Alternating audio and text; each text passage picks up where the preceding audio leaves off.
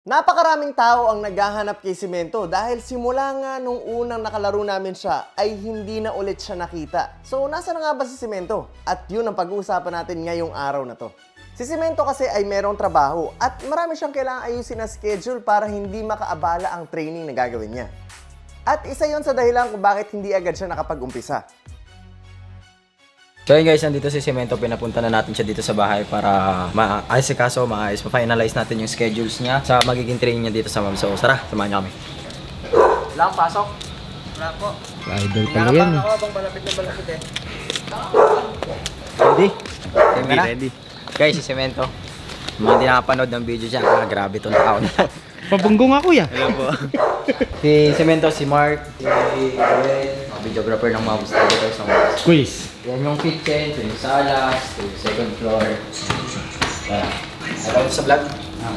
Sa veranda, dito kami nagsushoot ng featured player, coach. Ewan ko kilala mo to. Si Andrean, yung Jeff siya ng Caloocan. Andrean, si Cemento, si Ariel. Ay, siya pala yung kaya? Oo. Siya yung binangga. Sila lang pala kami. Anong height mo? 5'10". Ay, 5'11". Oh, paras lang kayo ng height. 5'11". Kasing pogi kami. Good pre. Cemento? Dol. Yung matigas? Jali. Matigas nga. Oh, matigas nga. Pinalipad si Coach Jake. Ariel, si Justin. Ay. Tapos, tulala siya oh. Lucky. Binabaga. Patingin, paano? Ba! Oh, ba't umurong ka? Hindi na dito. Dito si Ariel, hindi na tingin. Pero mamaya, doon tayo mag-meeting sa baba. Tara. Cemento. Yan yung edit ka. Ito yung nag-edit. Ay, ano yan sa siya yan. Okay, so guys, meron tayong bisita at andito na si Cemento. First time niya dumating dito sa bahay. Hindi pa siya nakakapunta dito dahil last time sa court lang naman kami nakita. Naglaro kami, tapos doon na nga natin kumbaga napag-usapan yung possibility na makapag-ensayo siya. Pero hindi pa kami talaga nag-uusap. So, yung usual na ginagawa ko, kailangan ko siya makausap. Kailangan ko muna siya mamamindset dahil ayokong pumasok siya dito or mag-ensayo na kami ng kumbaga masyadong mababaw yung dahilan kung ba't kami nag-ensayo. So gusto ko muna rin malaman talaga ano yung klaseng commitment, consistency na kaya niya ibigay dahil yung dalawang bagay na yun, yung mga bagay na kailangan maintindihan niya. So ngayon lalabas tayo dahil andito siya, kailangan natin siya makausap. Ariel, kamusta? Tara, usap muna tayo. Dito tayo, buka muna. Ano, kamusta? Ready ka na ba? Before tayo mag-start mag-ensayo, gusto ko kasi munang malaman mo kung ano yung kumbaga kung ano yung mga haharapin mo. Kasi pag sinabing ensayo, mababaw yun eh. Kumbaga, lahat naman tayo, kaya natin mag-ensayo eh. Kaya mo tumakbo, kaya ko tumakbo, kaya niya tumakbo. Kaya mo mag-dribble, kaya ko rin yun. Kaya mo shoot, kaya mo rin yun. Pero kasi yung, pag pinag-usapan na yung commitment, yung kaya mong ibigay yung sarili mo ba? Kasi pag hindi natin ginawa yun, nag-ensayo lang tayo, tapos hindi mo naman talaga nakita ano ba yung dahilan ba't mo siya ginagawa. Mababaw kasi yun. So, kaya kita kayo nakakausap ngayon. Kasi gusto kong pag nag-ensayo tayo, malalim yung dahilan. Alam ko gusto mo maging player. Tama ako, di ba? Gusto mo makapaglaro professionally. Siyempre, lahat naman tayo pangarap yun.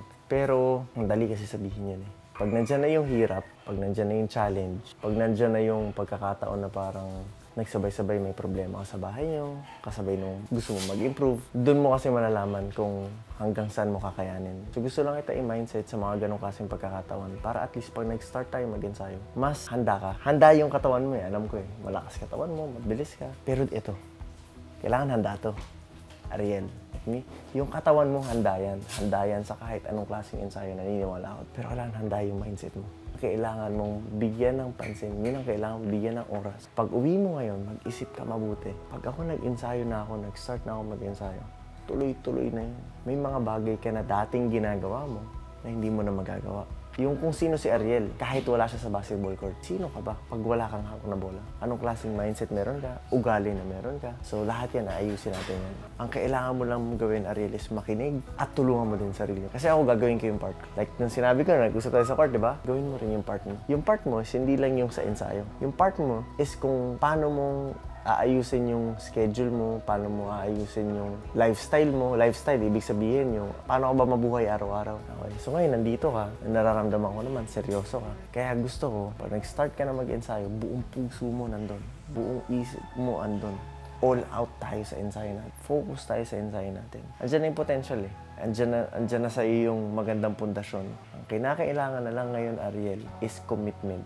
Ibigay mo yung sarili mo dun sa ginagawa mo. Mag-focus ka dun sa ginagawa mo. At maging consistent. Ngayon, tatanungin kita, ano ba talaga goal mo?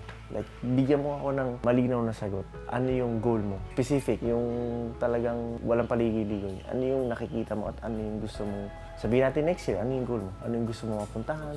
Oo. Unang-una po makapag-aral po. Makapag-aral. Makapagtapos ang mag-aaral. Okay. Mabigyan ng makakit sa Noli. Makakit sa Pro League. Okay. Kakayanin. Ilan taon na? 21 po. Kakayanin yun, Adel. Hindi yun tanong. Ang tanong dito is kung kakayanin mo ba yung proseso. Ang tanong dito is makakapasok ka ba doon? Pag kinaya mo yung proseso, sigurado makakapasok ka doon. Kaya ang tanong dito is, mag-focus ka dun sa proseso. Kailangan huwag ka magmamadali. Kailangan alam mo na araw-araw, we get better. Unti-unti, hindi kailangan malaki. We focus on the small things. Yung maging varsity ka, magkaroon ka ng scholarship, tatrabuhin natin yan. Yung makapagtapos ka, tatrabuhin natin yan. Yung makapagpunta ka sa Pro League, tatrabuhin natin yan. Pero malaking parte dito is yung parte mo. At gusto ko alam mo yan.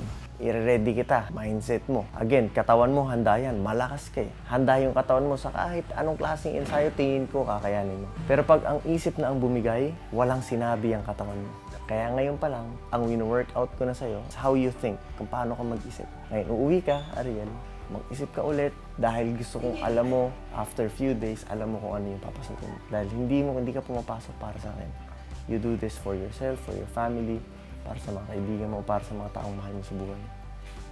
And huwag kang magsasawa sa proseso. Magiging mahirap to, Ariel. Ako nagsasabi sa'yo. Magiging mahaba ang tatakbuhin mo. Ako nagsasabi sa'yo. Ngayon pa lang, sinasabihan na kita. At pag nag-umpisa tayo, gusto ko rin matutunan mong enjoyin yung proseso. Magkakasama naman tayo doon. So yun lang gusto ko sabihin sa'yo. Dahil ayokong magkaroon tayo ng hindi pagkakaintindihan. Ayoko na papasok ka ng hindi ka handa.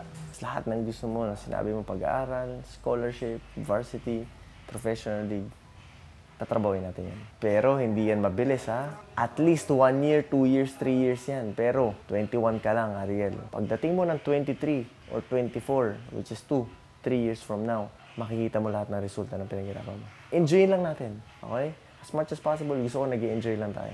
Na hindi mo namamalayan, kumakaling ka na. Hindi, unti-unti, lahat ng tinrabaho natin magkakaroon ng resulta. And excited ako para sa'yo. At pag meron kang concern, meron kang tanong, huwag ka mahiya, tanong mo lang sa akin. Tignan mo ako as parang kuya mo. Okay? Tanong mo lang. Meron kang gustong itanong, tanong mo lang. Meron kang concern, sabihin mo lang. Meron kang kailangan, tulong, kung ano man, kung kayang ibigay, walang problema, huwag ka mahiya. Okay? Let's go. Mindset ha, mindset. Let's go, let's go, let's go, let's go. At dahil nakausap ko na siya, ay mas ramdam kong handa na siya para sa ensayo. Dito nakita ko din na meron na siyang tamang mentality and mindset na hindi lang siya basta sasabak or papasok sa training na gagawin natin, pero alam niya na yung purpose, alam niya na yung drive niya, yung passion niya, na talagang magbibigay sa kanya ng long-lasting commitment na kakailanganin niya para sa pangarap niya. Kaya't hanggang dito na lang muna guys, abangan natin ang first training ni Cemento and magkita-kita tayo sa mga susunod na videos.